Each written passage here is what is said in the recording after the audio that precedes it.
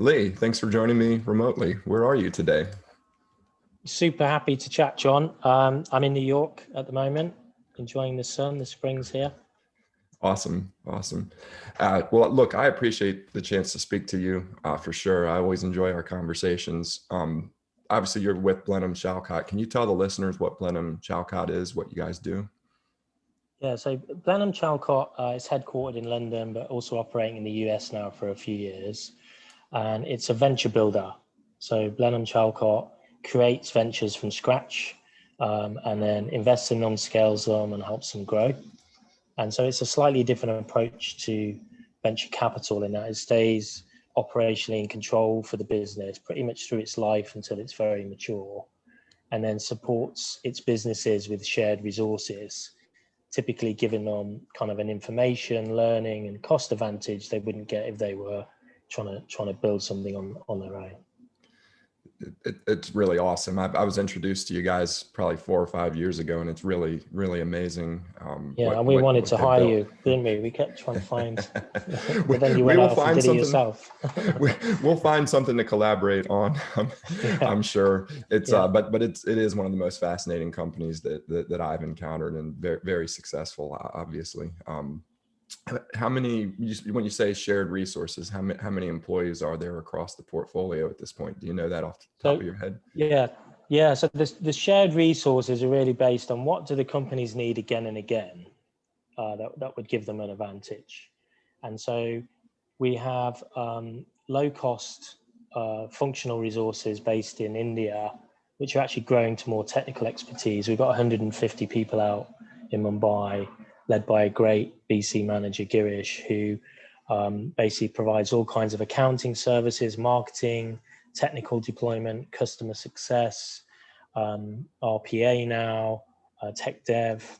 And so you go into that office and there's 9 of our businesses up and running with different people supporting them there. So it's amazing to see. And then in the UK and here, it's about circa another 40 odd people who are domain expertise. So expertise in tax, which comes up a lot, right? And investments team who run our fundraising, go-to-market marketing, training, hiring, all the areas that, shared expertise really helps and gives a business an advantage. And what is your role at Blenheim? Yeah, so I joined Blenheim. I've been in New York for 10 years, and I joined Blenheim almost 3 years ago exactly, to help more of the companies come into the US and scale here and grow. So my role can be, John, from getting the coffee in to hosting a meeting, to taking on an operational management role to fill a gap, to helping with hiring, helping with investment, helping with some strategy. It's fireman, Sherpa, and anything in between. Because you know what it's like with startups, everyone's got 10 hats on and you're moving. And then in supporting our businesses as they come in, it's about filling in all the gaps as they scale and gear up. That's awesome. So how many portfolio companies are there right now? So we've got 20 companies at Blenheim Chalcot, and those companies, we've got a great expertise in fintech. We've got a great expertise in education and ed tech. We've also got a music AI business, which is very unique. And Tencent recently invested in it with us. We've got a great sports team, a cricket team in India, the Rajasthan Royals, for anybody listening, which is super impressive. It's very impressive. As an ignorant American, I wasn't aware of just how big the sport is. And I don't know if you told me or Manoj told me, somebody pointed out on any given television appearance, they have more viewers than the Super Bowl, right? Yeah. It's just absolutely enormous as a sport. It's, close to religion, cricket in India. A number of other areas, some media companies. B2B is our strong flavor across everything, but there are like the cricket team, etc., some and the music AI, some B2C businesses too. How many of those you have? So you have 20 across the portfolio, and I believe that there are more in EMEA than in America. How many of those have jumped the pond? So in the US, we've got our fintechs, because London took a lead on fintechs because of open banking. That regulation change meant a lot of technology companies plugged into the more openness of banking to give better services to banking customers. And so they stole a march from the US. So a lot of fintechs have come to the US, taking that advantage of 2 or 3 years and bringing it here. So we have Salary Finance, which is an employee benefit lending business. We have Liberis, which lends to small business using technology. We have Researcher, which sells with a sales agent here. It's a media business for scientists. We have Contentive, a B2B business. And then Hive Learning, another business on the ground here, does diversity and inclusion training at scale. It's a digital focused business. So five of them kind of really plugging away and growing and doing really well here. Do you ever see a day when there are any America that start in America and go back to Europe, or? Yeah, I think we definitely like some ideas that we see here, where we would then create those businesses in the UK. But if we think about our advantage, it's our B2B network and our expertise at creating businesses with a ton of resources around them. We own a property business called Scale Space, which incubates and puts our companies all in together alongside a business school from Imperial College and corporates. So in terms of a place to create a business, that's the place. Sure. Where we can give it a lot of love and support. So I can see it's taking ideas from the US and taking them to the UK and then moving on them really quickly. So an example you might look at is Credit Karma here. Is a great big business, right? And we've got ClearScore in the UK, which is very similar business and doing very great. Interesting. Are you guys were part of Credit Karma, or you're just saying that they're no, it's just businesses? very similar to Okay. ClearScore. I've heard of ClearScore. I thought I read a press release about that a few years ago. But Yeah, so ClearScore is a massive business. It's the market leader, ahead of Experian and everyone else in the UK in terms of being a credit generation business, lead gen business for others, and it's growing in Australia and other markets. Excellent. So you mentioned that you've been with Blenheim for 3 years. What were you doing prior to this? Yeah, so prior to that, I was CEO of a business called the New York Institute of Finance, where my job was to do a turnaround. And it was this beautiful old brand that was 90 years old, serving capital markets and training them in everything from M&A to fixed income. It just got out of love with its main owner, which was Pearson at the time, who hadn't really invested in it. And FT was also owned by Pearson. So at FT, I took on turning that around, and we turned that business into a digital revenue generating business where previously it was only classrooms. We grew out in China, which was a big market and just scaling up e-learning. And then we eventually sold it to Chinese private equity in 2017, which was my job. My job was to turn it around and sell it. That's awesome. How did you get introduced to Blenheim then? Yeah, so Blenheim looked at that business. So we do like IP and brands that maybe are distressed and not looked after, and we see a new opportunity because some change is happening in the market. Like education, the big change was MOOCs and e-learning. So that's why Blenheim Chalcot, and I got to know them through that, through mutual contacts at the FT. Very cool. In your experience, what do you see as a big difference between the successful portfolio companies and less successful ones?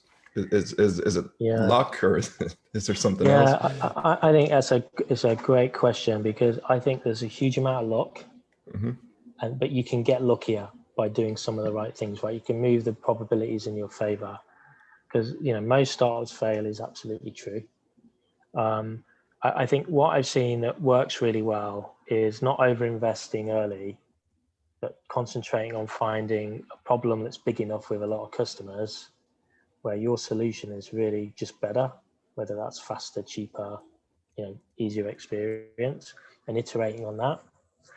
And I think that's the thing that I've seen early on that the better companies are doing. They know they're probably wrong a lot. They're doing a scientific method of just trying to find what works, and you get a few failed starts and the market's just not big enough.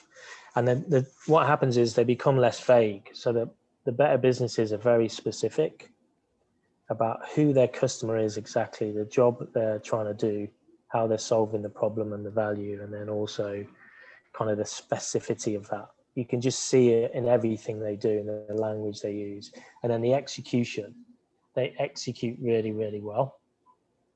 You know, and like the lifeblood of execution, John, is comms, communication. Like the decision making in a company lives on it, right? What's the data charts, an all hands meeting, leadership behaviors? What's the framework for deciding? Like they've got that now. The comms is really, really good. The leadership comms is good, so they can execute. And then the other thing is, like, is the timing right? Like, is this market really kicking? The example is Hive Learning. Diversity inclusion pre George Floyd was a nice to have. It was important in the US. They hired D&I managers, but they didn't give them a budget. They went around telling people that inclusion was important. And then George Floyd, every company realized this racism is systemic. We better do something about it and do our fair share. And they all got given a budget. And Hive got lucky because it was on the pitch. It'd been building D&I for 2 years, testing, investigating, speaking to those people, and they all suddenly started buying. Well, and the solution was perfect. And COVID pushed things to remote, which plays very strongly to Hive, correct? Yeah, and Jim Collins writes about that in B 2.0. He writes about these luck events, like some massive changes, and never waste a crisis is the other language people use. And it's so true. It's like, what's the lemonade from these lemons? Mm-hmm. And that we thought a lot like that during COVID, all of our companies. What's the lemonade? And then get after it. Very cool. So you talked about the difference between successful portfolio companies and less successful. You've had some companies that have pivoted a couple of times and maybe weren't as successful early on, but then became successful, and it's the same team, right? Yeah, I think if you're on the right pitch, right, you think a market in an area, for example, instrumental, it's in the market of helping independent artists, and actually record labels and others are being disaggregated by the web. Artists can own their own music and publish and make money on their own. So it's in the right space.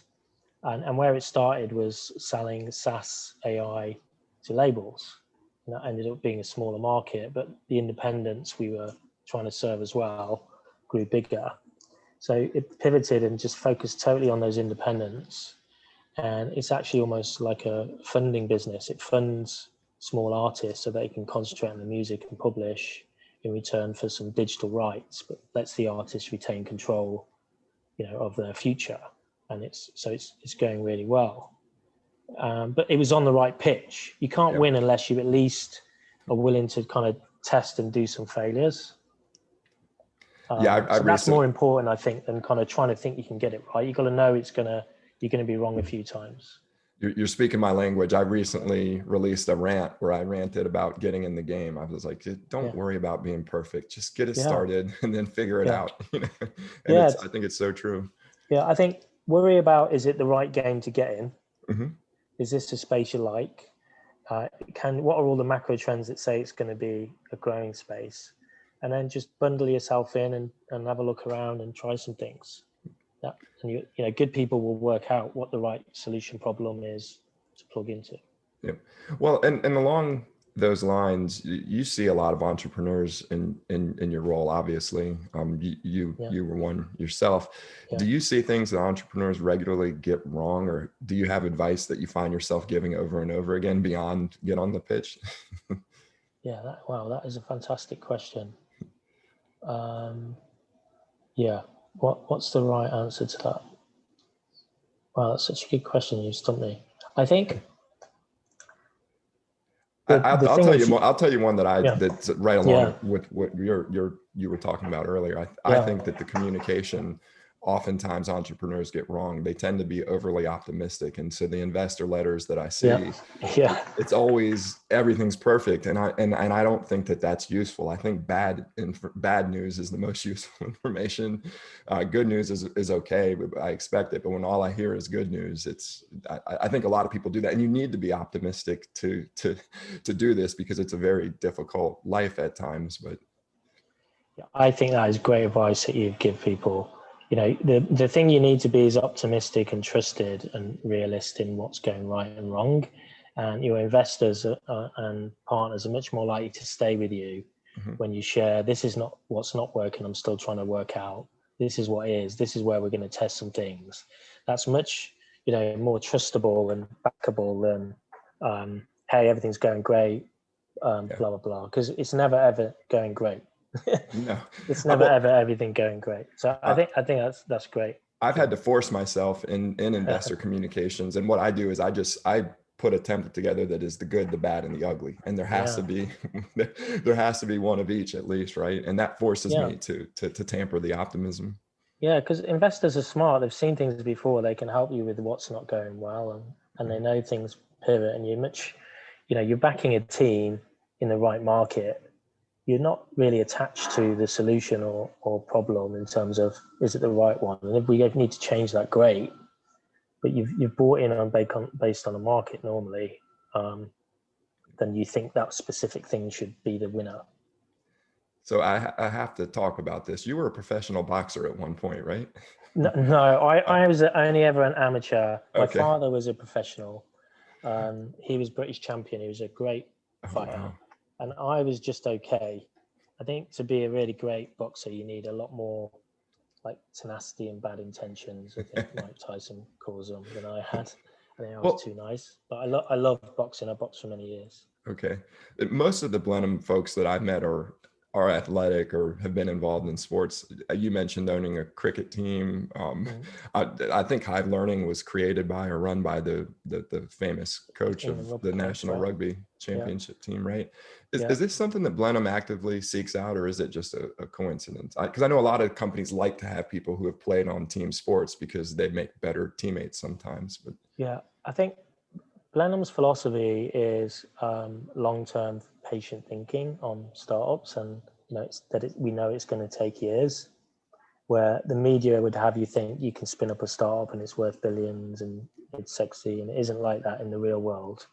So that long-term thinking really fits sports athletes and disciplined people. Musicians is the other one. There's a lot of musicians because they're willing to do the cold, long hours when no one's watching, working on something repetitively, so that when it's time to perform and execute, you've just got that muscle memory and discipline. And I think that's what you see at Blenheim Chalcot, and why I could see why a lot of sports people are around, because they're attracted to that longer term thinking and getting ready for it and putting in the hours of discipline that others won't. And that's like a startup world. If you outwork other people and you'll keep going when they give up, you're going to bump into some success in the end. But yeah, musicians, people who've got that discipline to continue, I think. Probably what you're seeing. I saw Sir Clive speak in New York. You were kind enough to invite me to an event, and he talked about everything that went into putting that great rugby team together, and just that it was so much more than what he put into that team and what they did. There's a reason that they won, but it wasn't necessarily what everybody thought. He showed giving laptops, which at the time wasn't necessarily standard practice, and investments in software, and just studying every detail to the point where he changed the rugby shirts to fit more tightly so that people couldn't tackle as easily. But it was really fascinating to hear everything that goes into putting that type of a team together. I believe they were the only rugby team to date that has been from the Northern Hemisphere to win the World Cup, right? Yeah, he's right. It was fascinating how he did it, and to be so meta on himself and the team, where he let good ideas come from anywhere. They would try things and constantly observe what they're doing and see what's working and what's not working. And kind of the best companies do that as well, don't they? They're always tinkering and trying to improve and get it better, and being reflective. I think it's a great metaphor for that. Absolutely. And you have to create a culture where people can speak out and question things. And that's not necessarily easy to do for some organizations. No. Yeah, because also a lot of the best people are quiet or introverts, and it's enabling them to flourish and come forward because they're deeper thinkers or they're detailed thinkers. But you'll have people like me who are like a bit loud or whatever and more confident in a room. And it's like, how do you make sure that everybody gets heard and speaks up? Because they're the ones who actually can probably solve the problem. Absolutely. Yeah. So has your boxing helped you out in your business career? Yes, I can take a lot of punches, John. Yeah, I think like when I did my startup, it was an outdoor advertising business, and I made probably every error you could make because I'd got a certain level of competence. I was 30 and successful in advertising, and I just didn't want to let anything stop me. And actually, if I'd have looked at the market more closely, I'd have seen it was oversupplied and it was very controlled, the whole Porter's five forces. But I just kept going, like my will to succeed, and I found a way to do it. And that just comes from not being prepared to lose. But what I did learn the hard way is you should be prepared to lose sometimes. Like you should look and maybe pivot and go in a different direction. That's But the yeah, hardest definitely, I thing. think it's helped me. Yeah, it's Yeah, to hard. me, that's the hardest thing is like, at some point there are things that you have to just cut bait on, but Yeah. you also know that What's your things are hard. decision making around that, John? How do you think about that then? I don't know that I feel like I just know at some point, right? So one of my failures was a company called Reward Summit, where I built an app, a mobile app for picking the best credit card. And the first two versions of the app were terrible. And then we built a very, very good version that Apple actually featured in the App Store. And then Lifehacker blogged about it. And the downloads exploded. And so we felt very good about it. And I mean, we had tens of thousands of users and people using the app, and you could see that people are using it. We never really figured the business model out though, because we weren't able to build the relationships with the banks to actually sell the credit cards, because that was the business model. And they were, the affiliate model was just really changing. And that was a hard one to walk away from, because we had all of the success and it was very visible and we have the downloads. But we had also started Level at that point, and it was starting to take off. And at some point, we just looked at it and we said, well, we've got a business that's making $10 million a year here. And we've got this other one that isn't doing anything. And it was painful to shut it down. But I think in that case, in many ways, I don't know that we would have made the same decision without Level there. So I think there's so many factors. And at some point, I just have an intuition that says, you know what, I've got to go this direction. Yeah, it's context specific, isn't it? I think the thing is, you just have to be thoughtful when it happens and know why you're making a decision. I think it's always context specific. Yeah, so interesting what you said. You're either looking for demand, or once you've found it, you're trying to find a way to execute. So you've either got finding a demand problem, or how the hell do I execute this problem? That was the frustrating part. We were so from a user experience perspective, we would show you a card that you could be using at a store and getting better rewards with it.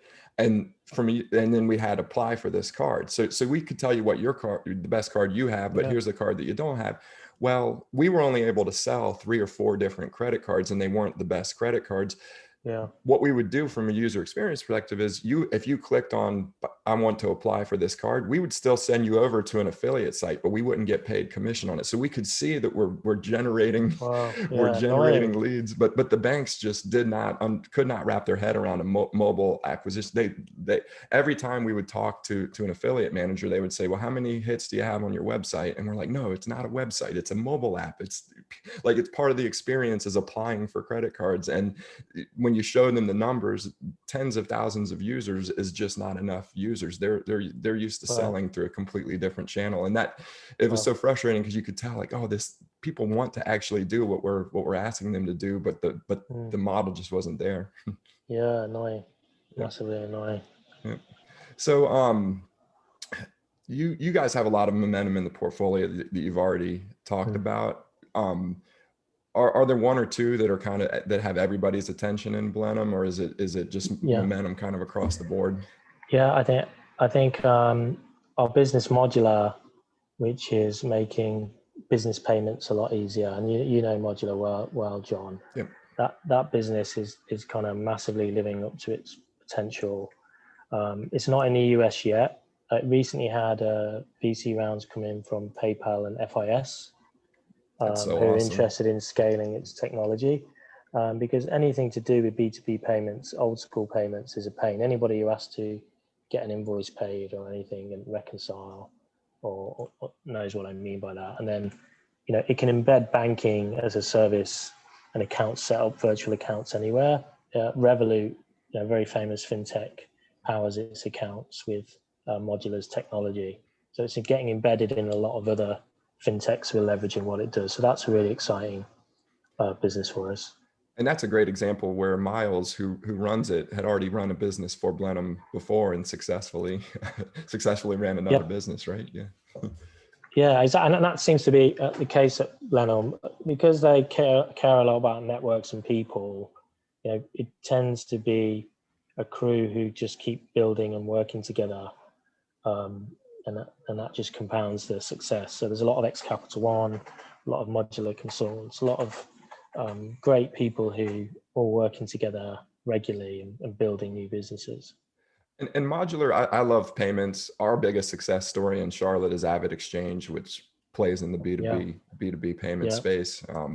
But with modular in particular, I love this business, not just because it's payments, but you aren't really building the customer experience. You just make it painfully easy for other developers to do that. So yeah, it really doesn't matter what the customer experience is, that your plumbing is being used.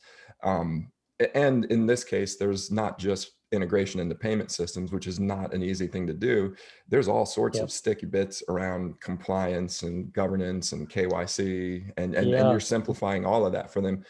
Are there other businesses in the portfolio that take this API driven approach, or do you normally own the customer experience too? Yeah, so that kind of embedded finance, which is blowing up right as a category, I think Bain Capital shouted it out that the businesses and economy it's going to create there can be bigger than the internet. I think was Mm-hmm. a great blog. We have Liberis, which is lending as a platform. So Liberis goes to market and gets small businesses financed really fast because a lot of small businesses can't get access to capital from banks. Typically, 80% get turned down. They just operate at a different credit level. And Liberis funds those businesses through partners like WorldPay or Global Payments, Elevon, and others, Mm-hmm. and gets that business there fast through API. So we're part of WorldPay's dashboard, the merchant sees, the WorldPay marketing goes out, etc. And so that platform business is also adding other lending products to it. So you can open accounts. So you've suddenly got a cash flow account. You can pull forward your revenues as a small business to even your cash flow. So that's a great one. And same with salary finance in employer. It lends through employers. So Tesla is a salary finance customer. It offers salary finance to its employees because they get much lower cost loans and it pays back out of their payroll every 2 weeks. And they love it because it's much cheaper than going out in the marketplace. So I'm curious, businesses like that. yeah, the Liberis and salary finance build on top of modular, or do they Yeah, build so themselves? in the UK, Liberis uses Modular to open and power accounts as it funds businesses and make things easier and smoother for the merchant.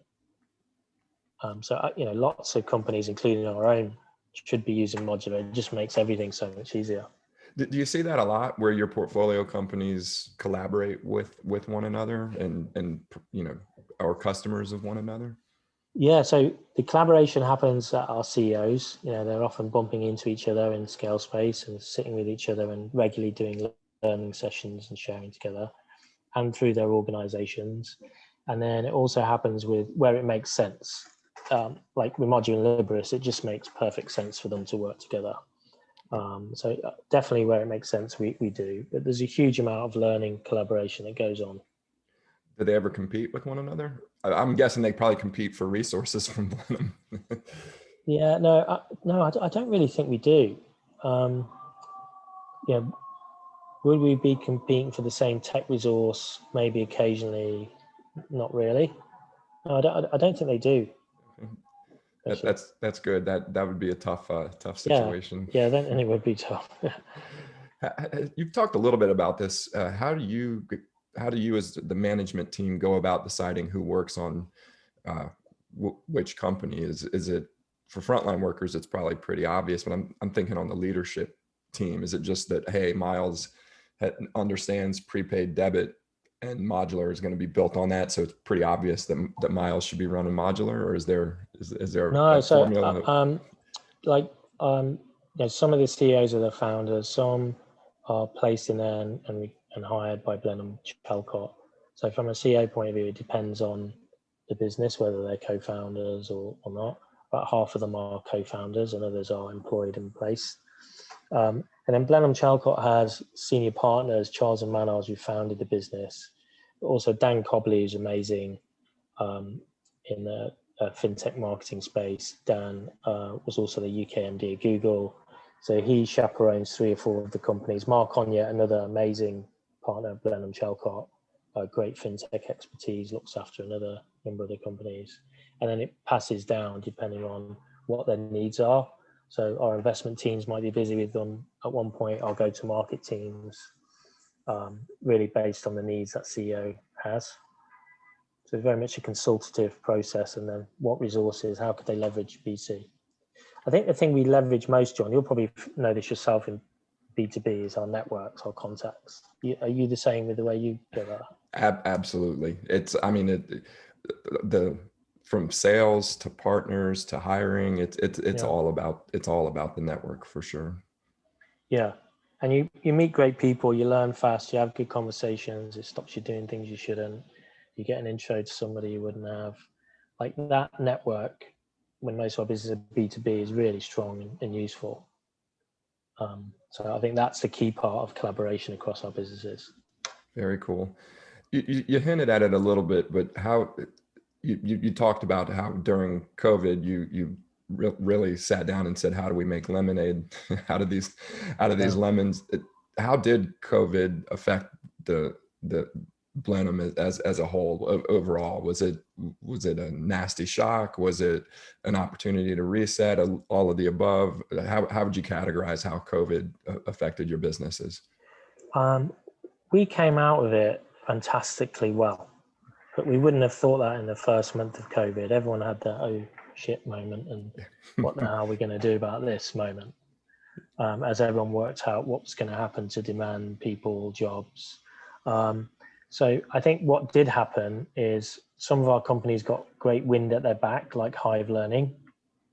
Others didn't, like Liberis, that serves small businesses, are all shut down. Mm-hmm. Had to really focus and manage to, get through it, was the way I think about it. But what everyone did do was use the time to focus on their core. What's our core solution that we solve really well, better than others? Because that's all you could do. You had to be really focused to survive, grow, have your cash flow last, get new funding in. So everyone got ruthlessly better. I think, you never see the best of people till their backs are against the wall. And then their minds really get to work in coming up with great solutions. And I was really proud to be part of that Blenheim Chalcot team in all the companies, because everybody was brilliant, literally brilliant in executing for all those businesses. And everybody came up with great ideas, made things happen that you would never believe would happen, where companies are coming out with more funding than they went in, more sales than they went in, really clear focus on proposition. That's awesome. Necessity is a mother of all invention, right? And I think you see the best of people when they really have to perform. I couldn't agree more. Whenever times are tough, we have a client that we've done something poorly, or we have an employee, or a lot of I say that this is when you build real partnerships. This is when you understand when a vendor screws something up and they make it right, they are a vendor for life, right? Exactly. It's a big opportunity. Yeah, and we've all had those, and definitely during COVID year where, what are you going to do with these partnerships where nobody can deliver against them, and how are you going to manage that? And then actually, what's the opportunity to reset and improve it and do it better? And so those conversations turned into great opportunities. There's opportunity in every crisis, John, was the learning from COVID. Yep. Now you have, I don't want to call it a pet project, but you have a framework, I believe, that you are a big fan of. Yes. So I'm a fan of all the brilliant people who've come up with frameworks for startups and growing them. And there's the Steve Blanks of this world, and the Eric Ries and the Lean Startup, but there's a ton of these people. And I have a theory that they should all be plotted together, and you'd have the perfect route map to create a startup, but at least you've got a guide with you all the way. So I write a blog. You can go to leearthur.com and find my blog. And I will link to that in the show notes. Yeah, and I'm doing a 10-year startup map, because the other thing you should know if you're doing a startup, it's going to take a long time. So you should do something that you're going to love. And the point is, I'm going to continue to write about that and give good, real examples of the different phases of discovery, solution, and scaling, and what it takes, and who are the methods to follow, and how you follow them, and what you do, with some real examples. So I just think I would have loved that guide when I did my startup. It would have stopped me doing half the dumb things I did. And that's the other thing to remember as an entrepreneur. Someone else has done all these pain points and thought all these things through. So you should leverage and use that. I think that's going back to your initial question. What do entrepreneurs do?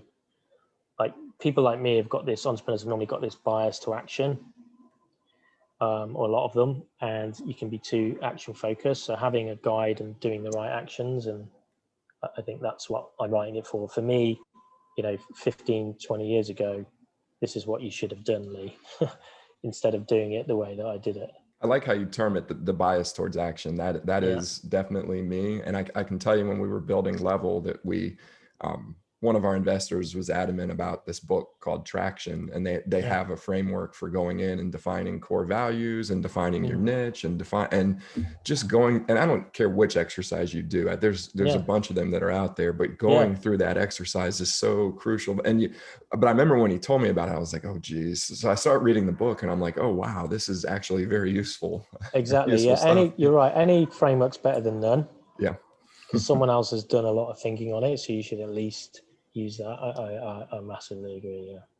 Yeah. And what I've seen, there's a handful of these frameworks that I've now looked at, and there are definitely some commonalities between them, and very little that I've found where it's in direct conflict with one another. There just seems to be a lot of really good ideas that are shared between the frameworks for sure. Yeah, and I've got a great point on that. So do you think there's a lot of people who think if you've got a great product, it sells itself? Another versus distribution is important. Do you think one's more important than the other? Product is more important than distribution, or vice versa? That's a tough one. I tend to think that distribution is more important, and that's why you see when Salesforce.com buys a company that was selling the exact same product, they're now selling 10 times as much because they've got Salesforce's distribution. Same thing with IBM, right? I mean, IBM has such distribution and so many tentacles into every organization that I don't know that the product really matters. I think we as founders get really wound up in the product, and it does matter to a certain extent, but I feel like these behemoths with these massive sales distribution channels prove that the product really isn't as important as we like to think. Yeah, and I think that is massively the right answer. So the problem that I struggle most with is you see businesses scale and their product teams are trying to get the product perfect. And at no point is distribution designed or baked into the product. And the example I use with them is, would you like the best coffee shop in the world in a side street? You can own this business, or you can own an okay coffee shop on the corner of the busiest street in the busiest city. The coffee ain't great, but you're going to get a lot of people, and everyone time after time chooses the second one because that's where you're going to make your money.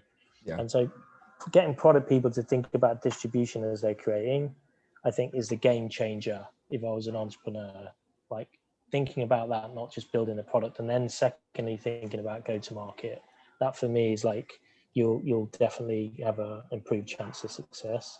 Yeah, absolutely.